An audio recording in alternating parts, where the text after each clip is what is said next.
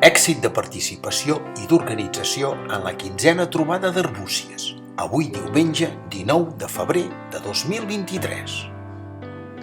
Els aficionats no han fallat i han omplert un any més de vehicles clàssics als carrers i places d'aquest municipi de la comarca de la Selva, convertint-se en un autèntic museu itinerant on tothom ha pogut gaudir d'aquesta magnífica exposició, on hi havia una representació de la història de l'automoció dels anys 50 fins als anys 80.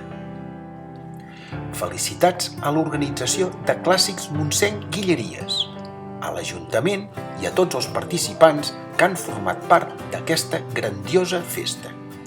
Us deixem amb les imatges d'aquest reportatge que ens ha fet arribar en Joan Jordana.